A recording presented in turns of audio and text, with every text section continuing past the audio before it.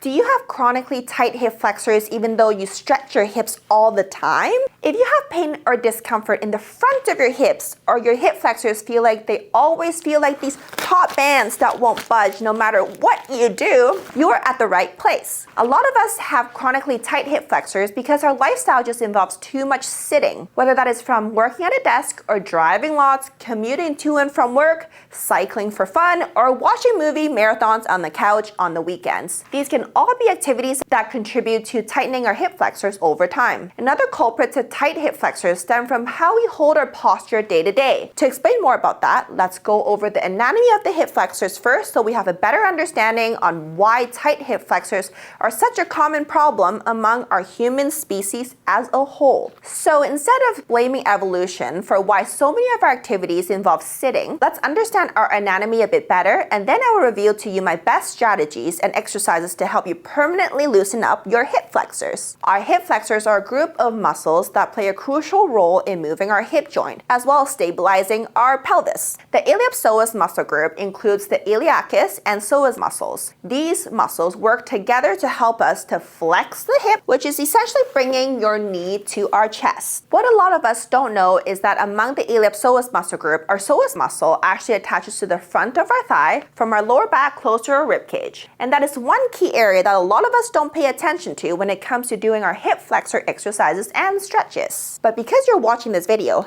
now you know. So because of the anatomy of our hip flexors, specifically our psoas muscles, in order to effectively loosen up our hip flexors and permanently get rid of these super frustrating top bands at the front of our hips, we've got to also loosen up our lower back as well as the front of our hips. Another key thing that a lot of us don't realize is that a muscle can feel tight when it is weak. So in clinical practice, what I find is that there are actually lots of people who have good hip joint mobility, but yet their hip flexors are still feeling extremely tight. Why this happens is that because your hip flexor muscles are there to help stabilize your torso and hips, since after reviewing our anatomy, we learned that it connects from our lower back and acts as that bridge to connect our torso to our hips. Because our hip flexors play such an important role in stabilizing our hips, if these hip flexors together with our glutes and deep core muscles aren't pulling their weight, our hip flexors would have to tighten themselves chronically in order to keep us upright. When that is the case, just constantly stretching your hip flexors won't do the trick. Instead, we need to also strengthen them. And that goes for your hip flexors and your other core and hip muscles. You'd know my methods if you've watched my other videos in the past. I like to give you a treatment plan that involves addressing the root cause of your tight hip flexors instead of just a band-aid approach, because I want to help you permanently get rid of that pesky tightness that you feel constantly in front of your hips. So in this video, I will go over some self-myofascial release techniques, hip joint mobility exercises, static stretching, as well as some strengthening exercises in this order specifically. Now, if you have enjoyed the content so far, please help me out and hit the like button below to get the content out there to help more people. So the first exercise is the self-myofascial release with either a foam roller or a ball. So we're going to start with foam rolling or rolling the ball at the front of our hips and then also in our lower back because of what we mentioned about how the psoas muscle attaches from the front to the back. To target the front of our hips, put pressure at the front of our hips. So you should know where that hip flexor is because that's the area where you constantly are feeling that tightness in the hip. Find a pesky spot, hold it there for about 30 seconds, and then you can move on to a different spot, just very close by, and then hold it for about 30 seconds. With the ball, a very similar thing.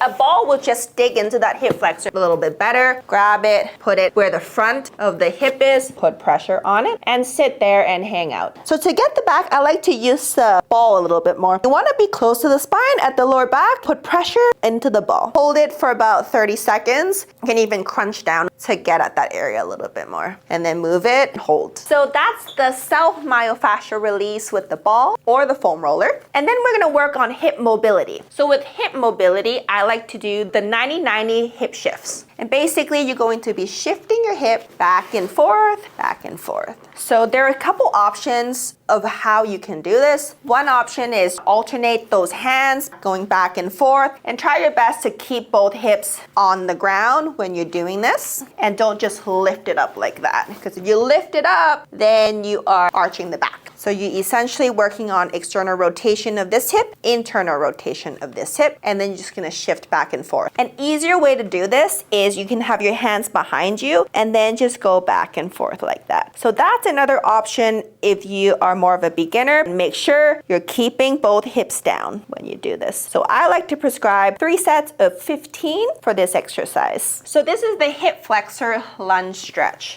Because your hip flexor attaches to the lower back as well, so you don't want to just arch your back to stretch your hip flexor because you're not going to feel too much if you do that. You want to tuck in your pelvis, shift forward until you feel that stretch in the front of your hip here. And if you want a little bit more of that stretch, you can even reach over and rotate to get more of that stretch. Hold it for about 45 seconds. If you want it to be even more challenging and you want to get at the quad, a variation of this is called the couch stretch. Pick up that foot, pull it towards you, hold it, and you're gonna feel all of this really stretching. A little bit of that tuck, pull this towards you, and then you hold that stretch. About 30 to 45 seconds for this stretch. So the last exercise is to strengthen our hip flexors. To do this, we want a band tied to our feet. You can hold on to something for balance, and all you're gonna do is pull your foot up to strengthen the hip flexor and then come down slow. If it's too easy when you're doing this, make the band either tighter. You can double up on some bands, or you can just have a higher resistance band. So pull it up, come back down, pull it up, come back down, pull, come back down. I like to hold it for about 3 seconds at the top, like that, and then do both sides. So that's a wrap with this video. I hope you've learned a thing or two, and hopefully you will give these strategies and exercises a try to fix your tight hip flexors permanently. And comment down below what other injuries you may have that you want a permanent fix for. Thank you so much for watching till the end.